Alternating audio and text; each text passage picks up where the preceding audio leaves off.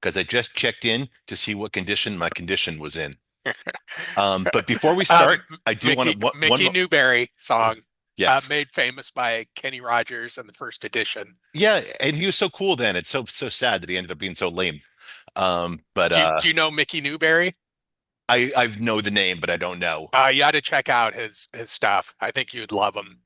Well, it's funny you say that because speaking of that, I'm going to get to your recommendations in one moment. I just want Okay. to break the fourth wall for 1 second and just say for anyone out there who's watching, listening, any feedback we appreciate. If you want to just, you can email me personally at kscotch@gmail.com. Let me know what you like. Let me know what you hate. Let me know which of us you prefer. If you have trivia questions, shoot them to us. If you want us to ask you trivia questions, let us know. But just let us know you're out there. And if you want to save yourself, do not, whatever you do not purchase a record just because it has Melanie singing a cover of Jigsaw Puzzle, because you will never get that time back. You'll regret it. Maybe You not didn't today, like maybe that, not huh? tomorrow, but soon for the rest of your life. That was atrocious. So I didn't Wow, listen to I'm anything else because surprised. I so dislike Jigsaw Puzzle. I didn't listen to. Huh, Yeah, huh. I'm shocked. yeah. I think that's such a beautiful rendition of that song. And so now this is where it gets tricky because I'd like to throw something back to you, but you have to go out and purchase an album to actually hear it. But if you get a Chances are I already have it. okay, well, if you get around to it, if you don't have it, I don't think you do. But Carla Olson, she used to be in the Textones. She and Mick Taylor did a couple of albums, and their live version of Sway Hmm. is tremendous Huh. because Mick Taylor gets to really step out in a way he didn't get to do with the Stones. Uh, I would love to check that out. Is that the same Carla Olson who did an album or two with Gene Clark of the uh, Byrds? I don't know. She may have. That I wouldn't think it was surprise me. Carla Olson who did a record or two with him. She Because was like, was she in a? So you said she was in the Textones. Was that a so-called alt country band? yeah, like Lone Justice. They had one hit called Yeah, Midnight Mission. and that's who I used to mix her up with. Was the leader of Lone Justice? I Maria forget. McKee. Maria. Yeah. So okay, it is the same person. Yeah.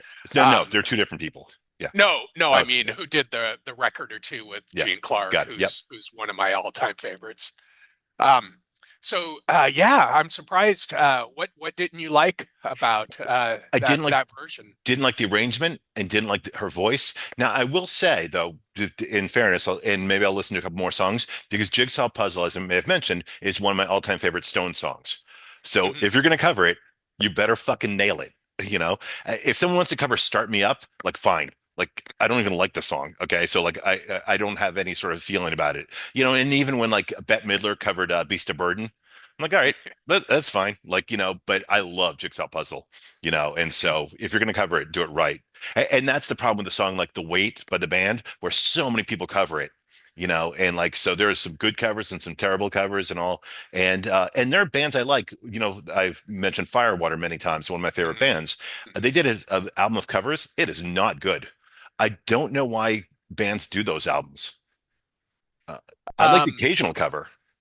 I think sometimes I think the reasons might be plenty, meaning sometimes I think a band is just going through a bit of writer's block, and what easier way to do some really great songs if you cherry pick some incredible songs by some of your favorite artists. That's a really easy way to put out a record, and I've always thought it was somewhat lazy. I think I was sort of say sometimes, easy equals lazy. That's what I was going to yeah, say. Yeah. yeah, and sometimes they work really well, but sometimes they don't, and it's hard to get over um, or get past the aspect of, oh, it's a band who's either somewhat giving up or they're in a creative dry spell or whatever the case may be.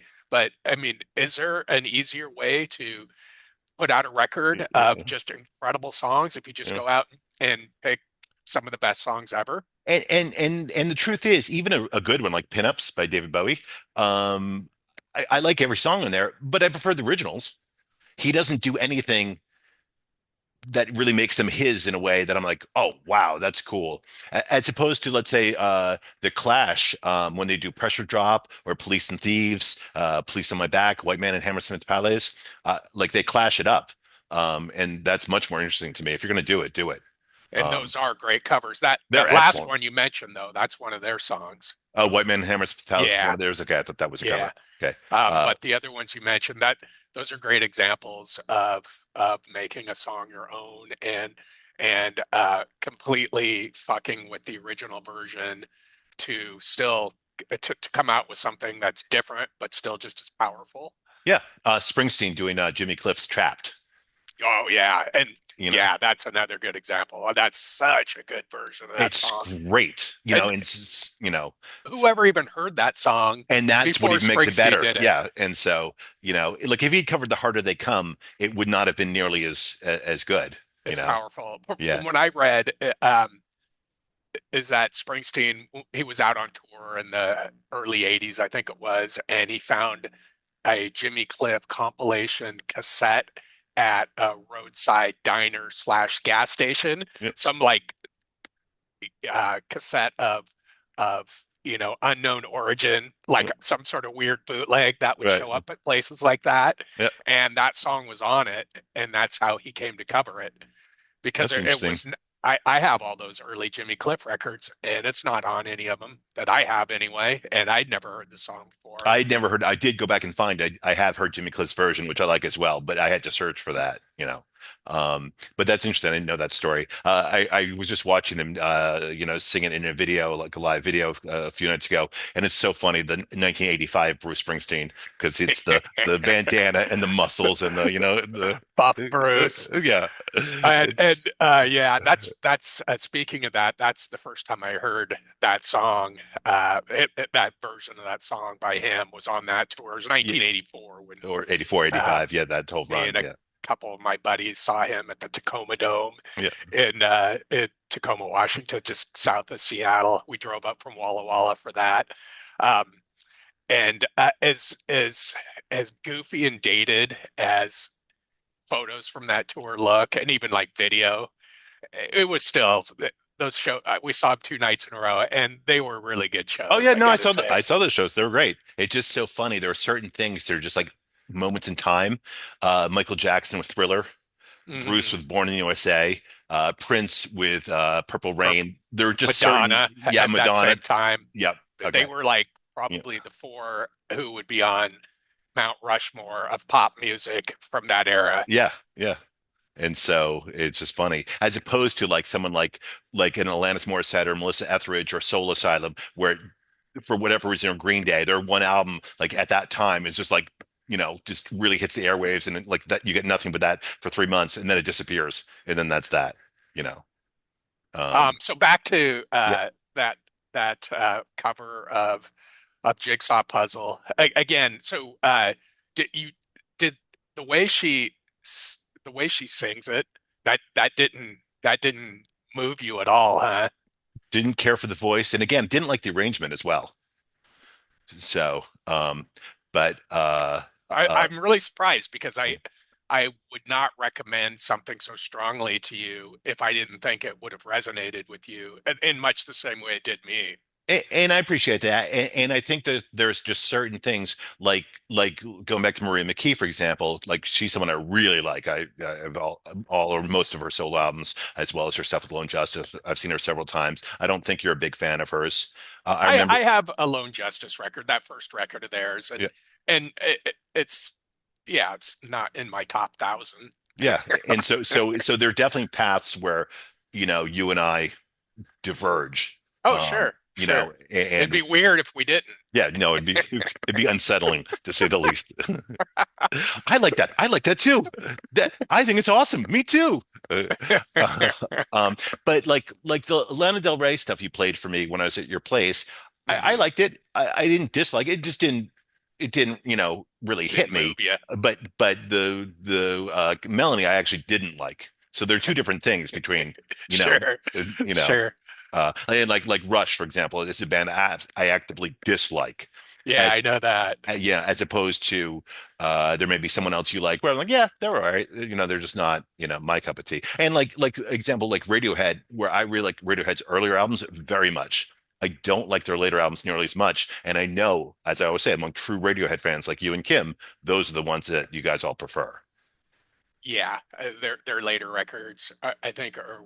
their first couple records are really just, I think, somewhat pedestrian rock records. They're good, they're fine, but they didn't really hit their stride until OK Computer, and then everything after that. I think the music is so much more interesting and original than their earlier stuff, and just has such depth to it that I don't think their first couple records had. And for me, the Bends is far and away their best record. And I know other people who that's their sweet spot for Radiohead as Yeah. well. But yeah, just that's not me. Yeah, no, and I get that. Like And same thing with REM, where you like their early albums. And again, most are real, REM fans prefer their early albums. I prefer their later albums. like like how later? Like Fables the Reconstruction. Well, that's Um, still pretty early because that's their third record. okay, I like Out of Time. I know you don't like that record. I do. Oh, I oh, like Document. that's yeah, yeah. Okay. That's up to that record is where I liked, or when I when I thought they lost the what's the Lost Their Mojo. lost their mojo, lost their oh, what is the figure of speech? Anyway, it doesn't matter. But yeah, lost their mojo. And even Peter Buck, I remember him saying that if he were a fan of his band, he would have lost interest around Life's Rich Pageant, which was Oh, their and I like that. fourth or fifth record. Yep. Yep. But anyway, it's just kind of interesting to see him be so honest because he's known to be like a music fanatic himself and has like millions of records. But it was interesting to see him be so honest about his own band, like um, saying that once they got really popular and became a mainstream success, that's when they would have lost him even. Yeah. And Yeah. that's kind of how it was for And the and hardcore and original fans but like you were that's the talking yeah. about. And I think with with that band and with Radiohead, there really are two camps of fans. You know. And by the way, though, spinning back to what we were talking about earlier, REM did an album of covers, and I actually liked that album, Dead Letter Office. That's got to correct you there, Ken. Mm-mm. That's not a covers record. That's basically it has a few covers on it, but it's odds and ends, B-sides. It's got like odds and sods. Got it. Okay. It's non-LP tracks and B-sides and stuff like that. It happens to have a couple covers on it. I think like Femme Fatale and There She Goes Again are and on and, that. and King of the Road, Yeah, yeah. one awesome version of First We Take Manhattan, the Leonard Cohen song. Yeah, yeah. That's what That's not on that record. yeah, it That's on is. that. Are It you is sure? positive. I That think that it's on the Leonard Cohen tribute record. no, it's on that. It might be on that as well. I'm Because on. I remember you loaned me that CD Yeah. back in like 92 or whenever it came out when we were living in San Francisco. And I believe I still have a tape that I made from that From that. CD that you loaned me It's a great CD. Yeah. three decades ago. Yeah. Yeah, or 3.5 L- decades ago, whatever it was. But Lloyd uh, Cole also does a great version of Chelsea Hotel. Um, and so Leonard Cohen is that's the one. I think I mentioned this, that's the one where that's the most I've ever spent on a ticket. and that was one of those later tours of his. Yeah, one of the last tours. Yeah. So Kim and I saw him, and we were still together. So I'd say 2008, 2010. It must have been around then. So he was in his 70s. Um, so when we left off Yeah. with the last show, Yeah. I was talking about people who had died over the last year, and was talking about Martin Phillips of the Chills, and when we were cut off, Yeah. when we were rudely interrupted by the end of the Zoom call, the Yes. free Zoom call, cheap bastards that we are. Anyway, what I was saying is that uh, Martin Phillips, who seemingly was a very well-adjusted, somewhat lighthearted, great pop songwriter. He got really deep into heroin and was out of commission for 10 to 15 years. And through those years, he got hepatitis. What's the bad one? Hepatitis C Yeah, I or believe A? so. But in I think anyone, C.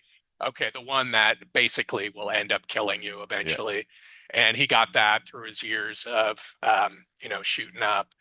And but anyway, he lived with it. He got clean and sober in the, I don't know, 2008 or 9 or something like that, and ended up bringing the Chills back together with a completely different lineup, and was totally reinvigorated and put out 3 records after they hadn't really put out much for 10 or 15 years. Started touring again. I got to see them in the small little club in Seattle, and the new records were really good and like up to the standard they had set uh, 20 years, 30 years Uh, earlier, which is really rare when a yeah. band comes back and Mm. with a different lineup. And anyway, so it was just really kind of disappointing that after making it through all of that, it finally ended up getting him. And I think his death was due to complications from hepatitis C. He was in and out of the hospital and ended up dying last year, which was a real bummer for big Chills fans like myself. Yeah, I think it does matter like how much of a fan you are, and I think it also matters like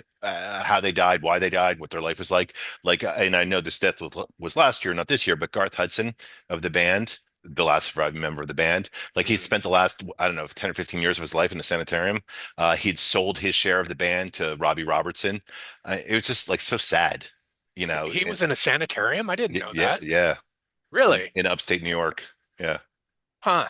Huh. Um, and Because it's come to think about it, yeah, you never really heard anything from him. He guested on. You remember the band Camper Band Beethoven? of course, yeah, this Um, side of Cracker. Yeah. uh, well, Cracker came out of Camper Band, the lead Right. guy Yeah. from Camper Band Beethoven. When they kicked him out of the band, he went started Cracker. But anyway, he played on a Camper Band record from 1989. I think that was the last I'd heard about Garth Hudson And doing that anything musically. and that's why. Yeah.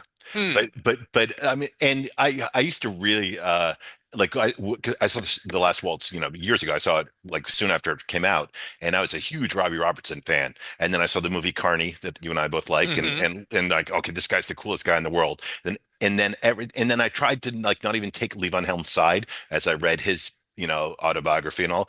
I got to tell you, the more I learn about Robbie Robertson, the more I'm like, He was a dick. yeah. And I'm not surprised he was buying up, you know, the ownership of the band from the other guys. Come You on, know, Garth, just sign right yeah, here. exactly. He Yeah, doesn't know just what just put day an it is. X. Yeah, Yeah, yeah, yeah. The guy was probably so far gone yeah, and had nobody representing him. And yeah, Robbie shows up at the sanitarium. yeah. Here, just come on, come on. It's just, oh, everything will be I fine. just want your autograph. Yeah, yeah. Yeah. That's sad if that's true. So, and I don't know, like Sure, just from sure. from from what I'm seeing and guessing, the sense I'm getting is that's the sort of behavior, and it's sad. So. And speaking of Robbie Robertson, a recent record that I picked up was the soundtrack to the movie Killers of the Flower Moon, that recent Scorsese movie. Soundtrack's really fucking good, I gotta say. I was shocked. I got the record for really cheap, but I figured I'll give this a shot. Surprisingly good for a guy who was close to death. I don't know if he had a long-term illness or whatever, but it had to have been recorded within the last year or two of his Yeah, life. I'm so yeah, because I was gonna say I'm surprised. I would not have guessed he was the one who made that soundtrack because he died, recently, or not, around the same time, so. I don't think you're super into soundtrack music in general, but yeah, I'm hesitant to recommend anything to you now after shooting me down Uh, with no, with I, Melody. I, But I, that record's really good, by the way. I do like soundtrack music. I don't listen to it a lot. That's the sort of thing of like you're less likely to go on Spotify to listen to a soundtrack. But I would. And I certainly like, and this is a little different. I love the soundtrack album for Nashville, Hmm. the Altman movie. Hmm. But that's different. It's not soundtrack music per se. It's songs. Yeah, yeah. But I do like. I love the most of the Coen brothers music. The music in Carter their films. Burwell Yeah, yeah, is the guy who does the music for all those, and ex I love that stuff as well. it's like Miller's Crossing. It's just beautiful stuff. Uh-huh. I like the soundtrack that Mark Knopfler did for Cal. Um, Yeah. I, I like a lot of his stuff that he's done. If you like that, you may like another soundtrack he did, and maybe you're familiar with it. It's for a movie called Local Hero. Yeah, oh yeah, because I love that movie. That's a great movie. Have you seen the movie? I have. I Very love good. that movie. Yeah, and the music's great. Yep. That is one of those films where those are the sort of films I like. Those sort of smaller, under the radar films. And I'm glad you've seen it. I'm not surprised you've seen it. But it's great. So Um, speaking of films, I had kind of a nice discovery here in my new home, my new town last night, which I was very pleased about. It's the one of the first times I've gone to a theater in oh 5.5 years since whenever Once Upon a Time in Hollywood came out. I think that was about five yep, and a half years yep. ago. Anyway, other than the Led Zeppelin movie, which I went to see when I was at I Palm was going to Springs ask you if visiting my you've cousin, seen it, or you're going to that see it. was Okay, fucking great, by the okay, way. We could circle back to it. But yeah. anyway, um, there's a museum here. It's called the Riverfront Museum, and they have an incredible theater and one of those huge, like 5 story tall, 7 stories wide Wow. movie theaters. Tickets are $7.50. Free parking right underneath the facility, as much parking as you could possibly imagine. No trailers, no commercials. Just it logistically is easy as walking into your living room to go see a movie. And saw this movie, this indie movie that was made by a guy who's from here, and it was shot around here. And he and the producer spoke afterwards. And to top it all off, the movie was fucking excellent. Wow. Um, just a dark little slice of life that was about the pandemic, more or less, or at least the pandemic was the setting for this um, searing piece on a father and a son who were forced to live together during the pandemic. And their history, of course, brings up some pretty dark stuff, but shockingly good for a little indie movie made by somebody who is from here, went to high school here, and everything, and Wow. has lived in LA for 15 years, and is a rising filmmaker. And according to what they said last night, the movie was just picked up for distribution. So if you come across it, it's called Wardcliff, and Word Cliff. Wardcliff, Okay. yeah, like the word ward Yeah. and then cliff. Okay. And apparently it's a neighborhood around here. I'd never heard of it, but some of it was shot right around here. And there was, as I've only lived here for a year and a half, there was certain things that I recognized from living here, in the movie. So it was really cool. And I'm just so thrilled to know that this theater exists in Yeah. my town, and that, like, in a couple weeks they're showing Bullet. They have great programming. Apocalypse Now just showed there recently, and there's a series of classic films like that, and for that cheap of a price and for how easy it is to deal with. And it's this great setting right below, right on the edge of the water in downtown. So there's this great view of the bridge that goes across town. Really cool. And I was just pleasantly surprised. Nice.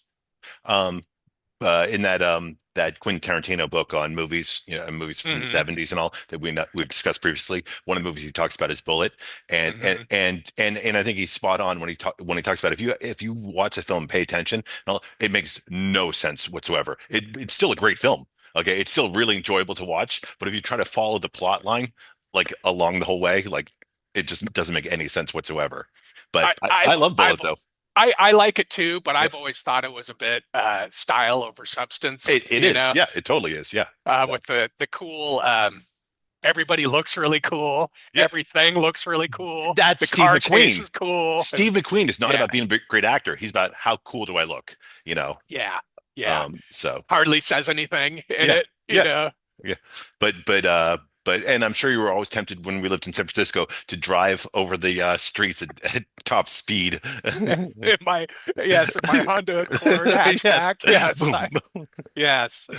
I'm sure the Accord would have looked just as cool as that Mustang. It's the Mustang, yeah. It'd be great when you get pulled over and you've got to explain to the officer, dude, do you ever see Bullet? Um, By other the way, people who died. okay, Go sorry. ahead. One quick note to talk about movies.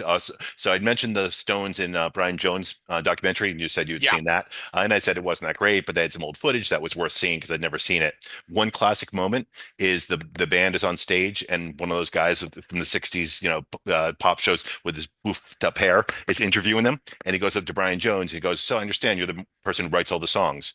And Brian Jones goes, "No, that'd be Mick and Keith."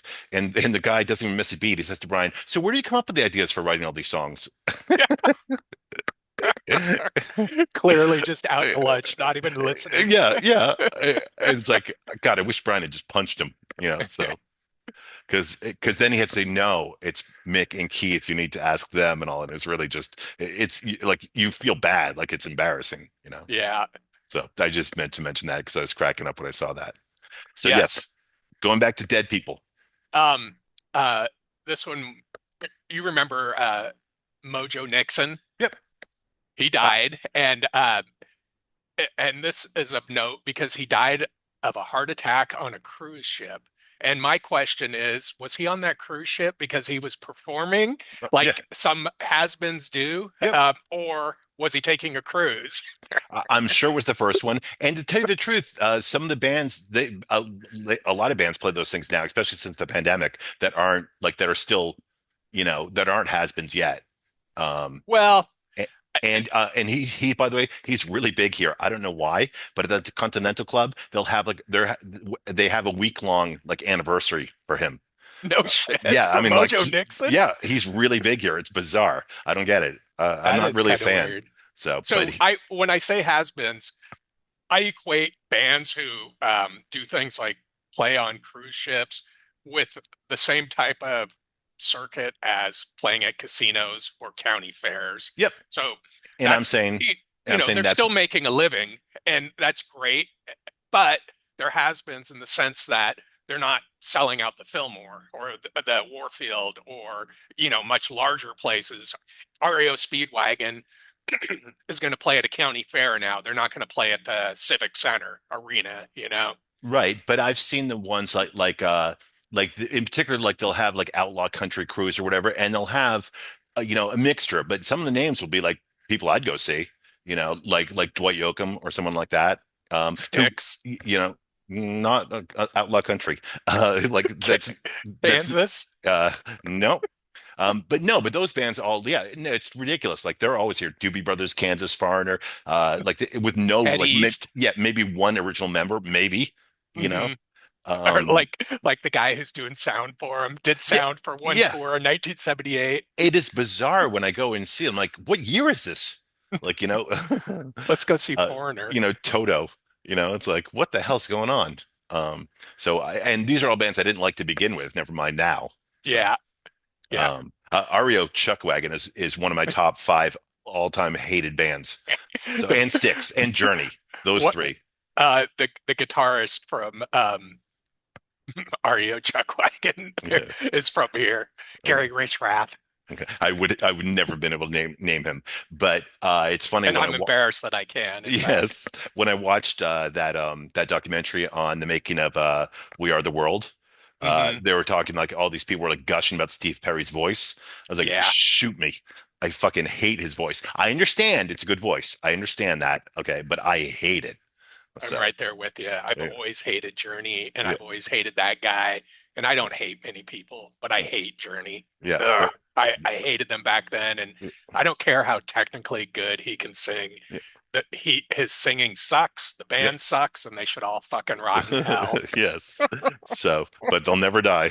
Um, so, but like then another band, and they're not the same by any means, but this would be an example of a band you would like and I wouldn't, would be Van Halen. Yes. Yeah. To me, they, I think they appealed to the same fan base back then during their heyday, Journey and That's what I'm saying. a That's what Van I mentioned. Halen. Yeah. But yeah, Van Halen. The difference being Van Halen was good, Journey was not. And I like Aerosmith and I don't like Van Halen.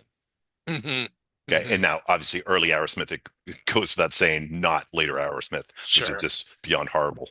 sure. Uh, I wouldn't be talking to you if you didn't have that opinion. yes. Oh my God. Um, Um, so here's kind of a an odd one. The two drummers for the Bee Gees died within one of them played with the Bee Gees during their early pop heyday from like the mid 60s to the very early 70s, Colin Peterson.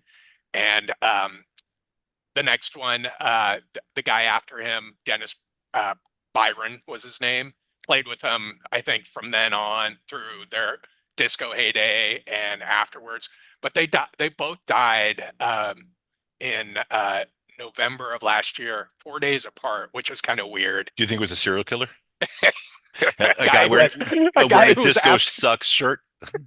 he was after all the Bee Gees Yes. drummers. Like Yeah. I'm sure there was a couple more who at Oh, there least must have played with been. them in the There must have been. studio. Yeah, yeah. So Um, I hope they've got a good security guard around them. yeah, yeah, that's weird. Did when I watched that San Francisco Sounds documentary, do you know about Michael Shreve?